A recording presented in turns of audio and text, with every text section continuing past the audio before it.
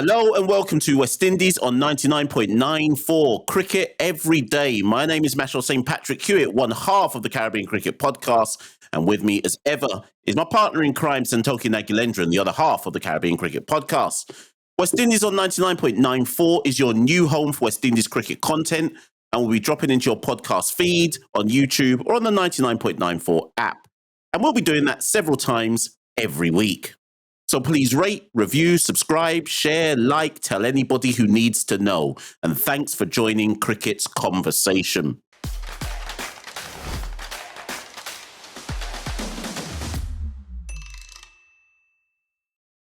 Today on West Indies on 99.94, we're going to be talking about Nicholas Pooran.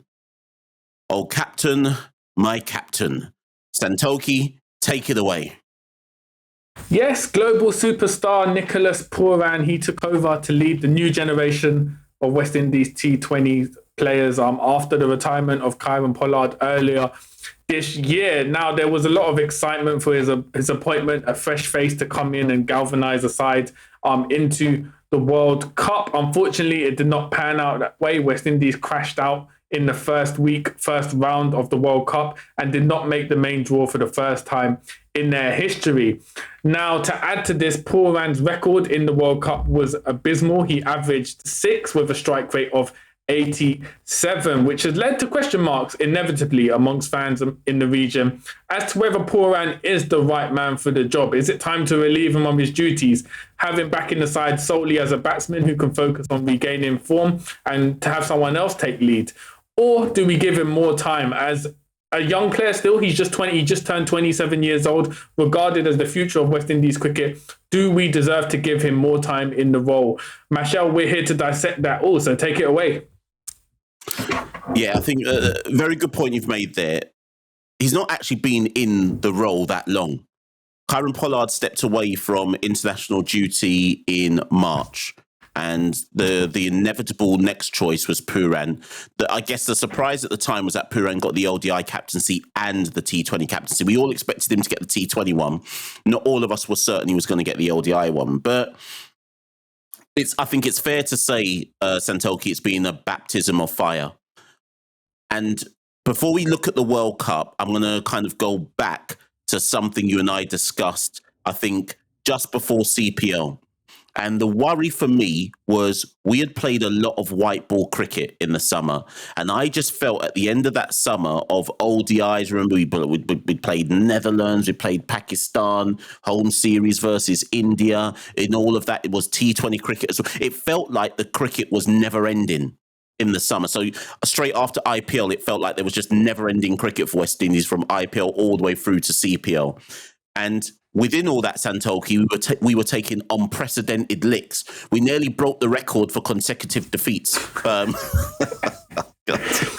nearly broke the record for consecutive defeats. We were losing in ODI cricket. We were losing in T20 cricket, right? In amidst all that, you've got Nicholas Pooran as a new captain trying to find his way whilst we're taking licks. We said that he looked frazzled, mentally frazzled at the end of the summer. Interestingly enough, Trimbago didn't give him the captaincy. Pollard took the captaincy. Trimbago then had a dreadful CPL campaign as well. Pooran barely found form in CPL either. So I say all that to say, Santoki, that this World Cup, I would hesitate to say that this is a full indictment on Nicholas Pooran as a captain.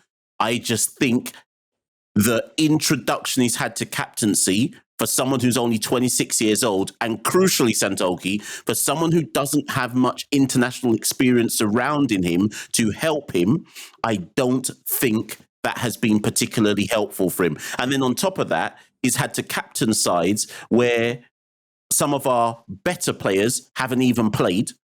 And I'm not. Some will listen to this and be like, "Oh, Mash, why are you giving so many excuses for him?" I'm not trying to do that. I think I'm just trying to paint context and say, yeah, if we're going to cuss Pooran out and say, "Boy, he's a rubbish captain," and this, that, and the other, let's at least do it in the context. Let's at least paint the context first and suggest why he might be finding captaincy difficult. What do you reckon about that, Santoki?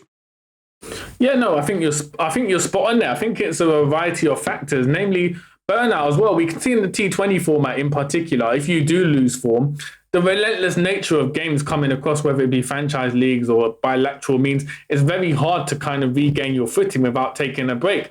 Now, since the IPL, Pooran's essentially been playing non-stop white ball cricket leading up to this World Cup. He's lost form throughout periods.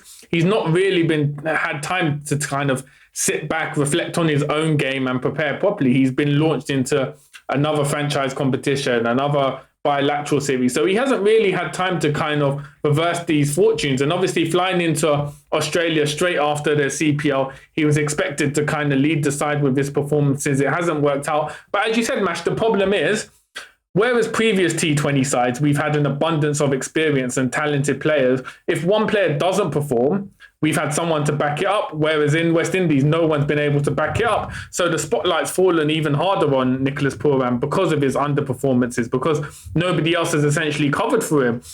Now, there are a lot of other reasons, as you rightly said. The frustration he must feel, I mean, generally, he seems like someone who comes across very positive when he's doing interviews. When I spoke to him, he was very positive about everything. But it must have been frustrating for Shimron Hetmeyer to miss the plane, refused to get on the plane to Australia. For him to, remember, Desmond Haynes did say Pooran reached out to Narayan on WhatsApp. So that must have been frustrating to have to reach out to Narayan and have your advances rejected in that way. So there is obviously a lot of frustration behind the scenes. And you felt like this kind of job, being captain of West Indies for this particular campaign, always felt like he had one hand tied behind his back. He didn't have Evan Lewis in the bilaterals building up to the World Cup. So it always felt like he was working under tough circumstances, and it's kind of borne fruit now with this World Cup performance. So for me, I don't think it's fair to say Nicholas Pooran is completely to blame. Yeah, that's interesting, Santoki. And I think what struck me during the World Cup itself was when we were under the pump. So Scotland game, when we were... No, let's not use the Scotland game. Let's use the Ireland game in particular, right? When we were under the pump, you have Pooran behind the stumps as captain. He looks stressed, right? But I didn't see much what I call conflabbing going on. Now, let's look at our squad and think, right, who are the captains in that squad? Jason Holder, Rovman Powell. I guess we have to include Carl Mayers because he just captained Barbados Royals in the 60. And elements of the CPL as well. I didn't see many instances of people coming around Pooran and saying, boy, like, what are we going to do here? Now, Robin Powell is the vice captain. Now, maybe that did happen. I'm just saying I didn't see many instances of it. And again, I'm not saying this to absolve Nicholas. I'm just saying that when you have a young captain, and Jason would probably say the same. Remember when Jason took over as West Indies captain, he was only 23 years old. And that was part of the problem for Jason when he was captaining, that he was young and he was inexperienced and he took over at a time when there was barely any experienced players to help him. And I just wonder whether we look at Phil for this, whether we look at the team as a whole, are lots of people hiding? Are lots of people hiding? Or is it that we don't have the requisite international, and hear me out here, we don't have the requisite international GOAT experience in T20. Now, let me explain to people why I'm saying GOAT experience. It's one thing to play T20, Santoki. It's another thing to have played, what was it for Pollard and all of that lot? I can't remember what the total of their matches is, but if you add up all of the Ryans, Russells, Pollards, Bravos, and Gales T20 matches, it's absurd, right? That's what I call GOAT level experience. And what I mean is that level of experience to basic, and I think you've made reference to this in some of our previous episodes, that level of experience to basically say, I've played this exact match situation before. Let me go talk to Pooran about what's the best thing to do. And I just wonder, in the nuances of captaincy and in the nuances of T20 and how fast moving T20 is there enough of a leadership element and experience element of the format to come around Pooran and say, boy, let's not bowl Old Dean Smith for the fourth over in the power play because that's unlikely to work. So I don't know, Santoki. Do you think it's because of the lack of top tier international experience that's hindering Pooran? Yeah, 100%. I think we've seen with other international sides, often, especially in the death overs, you'll see a group converge together and kind of discuss what to do. With the onus is just on the captain. But as you said, throughout a lot of the games, particularly against Ireland, it did feel like Pooran was essentially isolated, like he'd been left to kind of have executive power over all the decisions, which in theory is what a captain should do. But generally, we see groups kind of come together and discuss ideas. We didn't really see that, as you mentioned, from Jason Holder, Carl Mayers throughout games. That experience to kind of discuss ideas and work out plans. So it did feel like there was a lot of responsibility on him solely to kind of come up with everything going on in the field, which is, as you said, is tough. He's young, he's new to captaincy. So I think that's an interesting question you pose, Mash, because it comes down to, was it a case of the players respecting Pooran and didn't want to step on his toes by offering ideas? Or was it simply a case of essentially everyone realized this was a disastrous kind of campaign going on and they didn't want to get involved? They were just kind of throwing all responsibility on Pooran. It'd be interesting to know, and it's something we won't ever fully understand without knowing the dynamics of the change room and kind of player relationships with each other. But yeah, it did feel like he was very isolated throughout those games. Yeah, and I think, you know what, let's take a quick break and come back, because there's some more points that we need to unpick with regards to Nicholas, but let's take a quick break first. You're listening to Cricket's Conversation on 99.94. Whatever your team, we have the show for you on podcast, YouTube, or on the 99.94 app. We have India, England, South Africa, West Indies, and now Sri Lanka covered. If you want to find us, the best way is to follow us on social media at 9994DM by downloading the 9994 app or Google 99.94 on podcast. We speak cricket. So, Santoki, other aspects of this Pooran captaincy thing that we need to look at is, and this is where I have to look at Phil a bit more as well. And that doesn't mean that I'm trying to blame Phil, but I have to just look at Phil a bit more. Phil was lucky with Pollard, right? And the reason why he was lucky with Pollard is Pollard's level of experience was such that if Pollard sensed the game was going a certain way, for example, he was likely to just take the ball and say, you know what? I'm going to bowl myself now, 4 overs on the dot. I'm going to bowl some off-cutters into the pitch, and I'm going to try bamboozle the batters and just lead from the front to galvanise the side. I'm not trying to say Pooran should be told to do that with his off-spin. No, that's not the point I'm trying to make here. But I just sense that with Pooran, and this is where I'm a bit critical, with Pooran, there were a lot of instances during the World Cup where effectively I was like, this looks like the plan has already been written down and Pooran's just following the plan. So, for example, right, Carl Mayers to open the bowling. Didn't work in the first match, and then they bowled him for 2 overs. It didn't work. They still went for it in the second match, right? And he got licked down again in the second match. Now, I'm not saying that's just me using a certain type of point. And then even the Ireland match, bowling Odean Smith for the 4th over inside the power play when everybody knows that Odean Smith goes for licks at the back end and the front end, right? It smacked to me of, and this is where I'm trying to get this point across. Those were all examples to me that Pooran isn't his own man yet, right? Like he's following a script. This is what you do first, and this is what you do second. And he's not going to become comfortable in captaincy unless he can reach a point where he's truly thinking for himself. The phrase I always like to use is, and again, I go back to Pollard, don't wait for the game to affect you. You affect the game. So don't be reactive to what's going on. Think 5 steps ahead as to what might take place and therefore the move you might need to make at this particular point in time. And I just felt there were a lot of instances where I was like, boy, Phil must have to literally talk and walk Pooran through what to do. And Pooran must not have this is pure pop psychology because I could be wrong, but Pooran must not have the confidence yet in his own leadership to be like, nah, I'm going to do this. Now, before I just bring you in, Santoki, I'm saying to you that I hope that's the case. I hope that's the case. And the reason why I hope that's the case, because I don't want to believe that Pooran has been his own man and then therefore has made decisions like bowling Oldene Smith in the power play. Because if that is Pooran's decision, then that suggests he's not a good captain. I don't know. It's a difficult one.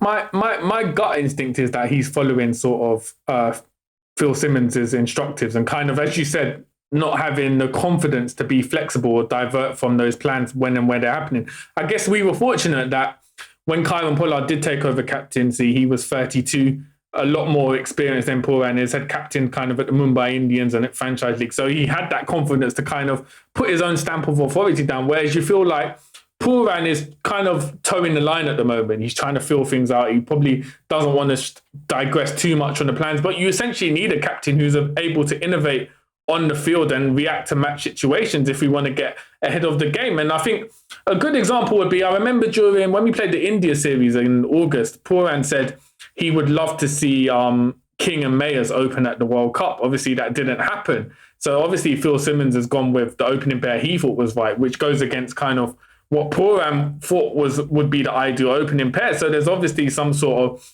that when there are differences, it does seem like Phil Simmons does get kind of the executive power and Pooran's not able to kind of affect the lineups and the matchups that come in. And as you said, bowling players in the power play was probably Phil Simmons's directive as well. So I just feel, to me, it's not a massive criticism of Pooran. It's kind of understandable, bearing in mind his position being a youngster new to captaincy. But I would like to see within the next year, seeing more of a kind of a Pooran flavour on sides, just more of a games where you can see Pooran directly affected things on the field and made changes and put his stamp of authority on things, because that's how successful captains operate. And I think this World Cup will be a massive learning experience for Pooran.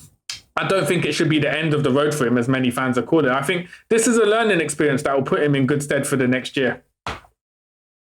It's interesting. So you're firmly putting your cap on the mast of keep Nicholas Pooran in the job.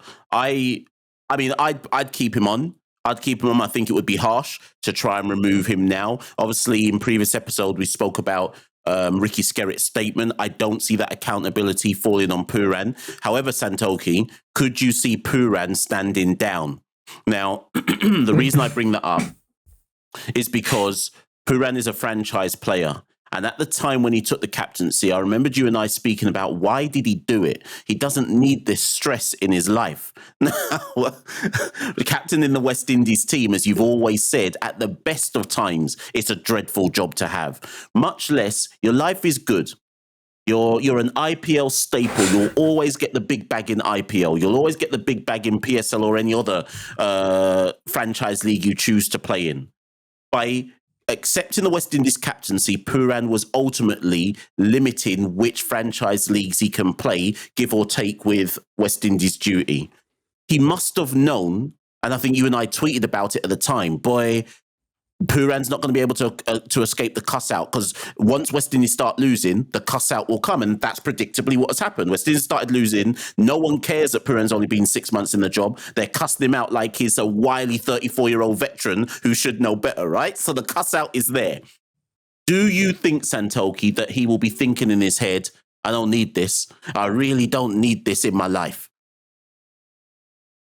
Yeah, 100%. I think human nature is inevitable not to. There's only so much negativity and cuss-outs someone can take. And obviously, Pooran's, as you said, financially, he doesn't need to play for West Indies. He'd make more money playing in big franchise leagues, especially with the South African and the UAE T20 league popping up next year. He's going to get contracts there as well. So financially, he doesn't need to play. So you're essentially playing for the pride of West Indies. However, when West Indies are at an all-time low in the format and are getting cussed out by fans across islands, how much is that pride going to take you? How long can you put up with it? And how much he could look at his own individual performances and think, hold on, playing for West Indies and in this team is bringing down my own performances, which is lowering my value for franchises. So he could be thinking, hold on, I might need to duck out from West Indies to preserve my own franchise respectability. So it would not surprise me if we did see Pooran step out. Well, nothing surprises me in West Indies cricket, but if Pooran were to announce tomorrow, listen, guys, I took the job, it was bigger than I thought it'd be, it's too much for me, I'm going to step over, hand it over to Rodman Powell, for instance, it would not surprise me. Yeah, there's never a quiet day in West Indies cricket. And as soon as you said that, Santoki, in my head I was like, "Yep, I can definitely see that happening." If it happened before the ODI World Cup, qualifiers, I would not be surprised. I wouldn't be surprised in the slightest. There was a point I wanted to make, but it escapes me. So whilst I try to remember that point, Santoki, let's take another quick break and then just discuss, as you said, Nicholas Pooran's personal form. If you love the language of cricket and want more, then head over to the 99.94 app and you can hear all of our podcasts and cricket commentary. We're adding new shows all the time and covering cricket series from all over the world. Be the first to hear all of our announcements by following us on social media at 9994DM.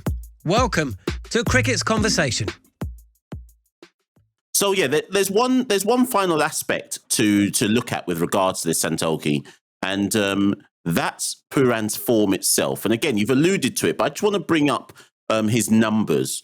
Since we played Bangladesh in July, this has been Pooran's, so it's his last 11 innings. I'm just going to read out the scores to you, Santoki. 18, 14, 22, 24, 3, 15, 1, 2, 2, 5, 7, 13. Now, I'm not trying to say that Pooran must deliver match-winning innings at all times. I'm not trying to say that. So I'm not one of them people who's going to be like, well, he's the captain, so he must perform and he must lead us to victory. Because remember, when Pollard was captain, everyone used to say, well, he must get this and he must do that. Yeah. And the point I always used to make about Pollard was, well, he's batting number 6, though. He's only supposed to do that if the others have set up the innings for him to be able to do that. Pooran's currently batting 4 or 5 for the side, okay? And he's not performing. So, but I want to be balanced because otherwise people are going to say, oh, you lot are just trying to defend Nicholas Pooran. So let me be balanced. Those stats I just read are not good enough. A. B. If that was any other player, we'd say drop them. So I'm accepting that. I'm accepting that any other player without the additional captaincy handle would be saying, what are they doing in the side? Drop them. But here's the counter to it. When you have the ability of Nicholas Pooran and the cupboard in West Indies cricket is so empty in terms of additional talent coming through, my personal opinion is, we just have to allow him. We have to allow him and let him work his way through that bad form because metrics say that due to his ceiling, he will eventually come good again, whereas you could bring in a next man who might have one good innings here and there, but that's basically all they're ever going to give you. Whereas Nicholas Pooran, once he comes good again, basically starts winning you matches on a more regular basis. That sounds like a weak argument, but I just think we aren't in a position, Santoki, to dash Nicholas Pooran to the wayside in favour of, I'm trying to pick a batsman who plays in the middle, in favour of Raymond Reefer. Like that don't make no sense. It don't make no sense. But I'm saying it to you because I have read some people in the media not only say take the captaincy away from Nicholas Pooran, but they're saying drop Nicholas Pooran from the side altogether. Well, this is the thing. In the IPL in 2021, he averaged 7.75 with the bat for Punjab, which is one of the all-time lowest averages for an overseas player in IPL. However, the next year, he was the most expensive West Indian player at the auction for Sunrisers. So that sort of shows, even beyond West Indies cricket, how on a global level people view his sort of ceiling and potential for talent. And the fact that even if he has short-term poor performances, long-term they know he will come good. And I think, as you said, the same has to be applicable to West Indies cricket. We don't have the talent or resources to afford to throw a Nicholas Pooran to the side. It would be stupid on our part. We know he's a world-class talent. Unfortunately, the past few period of 4 or 5 months haven't been fruitful for him with the bat. But you know, with his talent and what he's done in the past, he just needs probably a break from West Indies cricket, 2 or 3 months, come back good, and we could see him explode again. So for me, it would be very foolish and we'd be shooting ourselves in the foot to get rid of someone as high quality as probably one of our most talented players in the side, Nicholas Pooran, to get rid of him despite his form. So I wouldn't get rid of him personally, but as we said in our last episode, Mash, the natural inclination, especially with fans in the Caribbean, is to blame someone, have a target who they can blame. And obviously, it's either going to fall on Phil Simmons or the captain, Nicholas Pooran, however fairly or unfairly that may be. So, yeah, it'll be interesting to see the next few months kind of what way it goes, whether Pooran does decide to hold on to the captaincy for another year or two, especially with a home World Cup coming up in 2024. He may see that as the end of his captaincy journey, playing in his native Trinidad for captain in the West Indies. Or if he decides, I've had enough, this is affecting my franchise career, and decides to step down. But definitely, I think one thing we can agree on is that what he needs at the moment is probably a break from the Maroon temporarily to kind of reevaluate himself, regain some form, get back in the nets and come back stronger for us in 2023. Yeah, the positive for Pooran is West Indies' duty is now done for him. After that summer of basically wiping him out, our next venture is Australia in Tests. Obviously, he won't be involved in that. And then even in the new year, I think that Pakistan series has now been cancelled, or moved to 2024. So after that, it's then Zimbabwe in Tests. He won't be going there. And then it's South Africa. When is the next time he finally plays some white ball cricket, and that's in March. So effectively, we're looking at a 5-month break from West Indies captaincy duty and just West Indies duty in general for Nicholas Pooran. And I agree with you, Santoki, that might be the best thing that could happen to him, just to mentally, obviously he's Super 50. I don't know if he's going to be involved in Super 50 now. In fact, that's probably for another episode. But now we're out the World Cup. Everyone's suddenly available for Super 50. so I don't know if Pooran, for example, will say something like, well, do I go and play some Super 50 for Trinidad? Or if I was him, I would recommend, you know what, forget all that. Just get away from cricket till your next franchise duty. Just get away from cricket altogether. Clear your head. Go seek some mentorship with someone and just be glad to be away from it all for a bit. And that's why those who are saying sack Pooran, do this, do that, I think they do need to take into consideration that a big break is coming up. Let's give him that time to, for want of a better phrase, find himself and realign and recalibrate where he's at. Hopefully somebody can kind of sit down with him, and there's a lot to be said for sports psychology here, and just sit with him and help him find who he wants to be and find his own voice as a captain, so to speak, and his form, obviously. So yeah, I think I think cooler heads need to prevail, Santoki. We need to give the guy some time. Yeah, definitely. And obviously, we're just two guys with our own opinions. If you disagree with us, if you think Pooran should be sacked, who would you put in as the new captain? Obviously, just comment on this video if you're watching it on YouTube, or hit us up at Carib Cricket on social media. Let us know. Should Pooran stay in the job? Should he go? Who would you appoint as captain? What do you think about the future of West Indies cricket? And we'll try our best to engage with you and have a good discussion about that. But Mash, we've looked at the World Cup, us crashing out. We've looked at the captaincy. It's been a stressful time. I think we both need to head off and have a few bombs with no mixer. So that's it. That's it from me. Is that bye from you? Yeah, that's it from us, people. Until we hear in the next 48 hours that there's a new bombshell in West Indies cricket, we're going to take a break of our own. But stay locked in, people, and we'll be back soon.